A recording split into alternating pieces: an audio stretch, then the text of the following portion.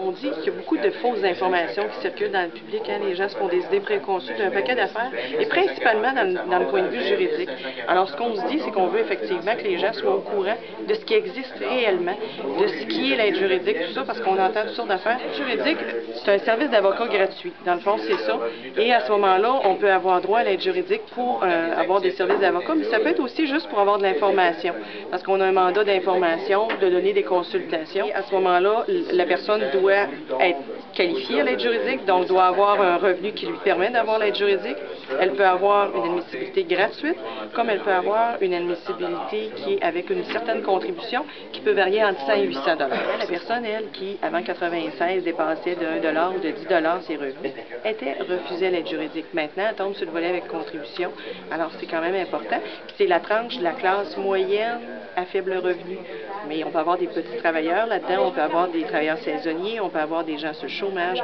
Alors, c'est quand même très ouvert là, à plusieurs genres d'individus de services. Les services couverts par l'aide juridique, d'abord et avant tout, il y a évidemment le droit criminel, surtout les causes criminelles quand même assez graves, ce qu'on appelle par acte criminel, parce qu'il y a deux façons d'accuser au niveau criminel.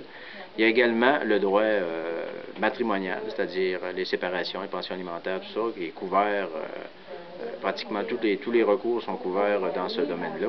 Également la protection de la jeunesse. Les enfants en protection de la jeunesse ont droit à un avocat. La loi sur les jeunes contrevenants pour les mineurs, ça aussi, il y a une couverture automatique dans ce domaine-là.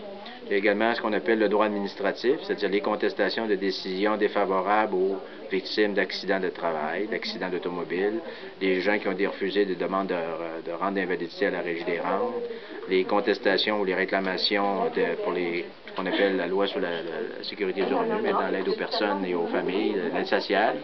Et un que je suis en train d'oublier, l'assurance en chômage, l'assurance emploi. Aussi, on couvre ça.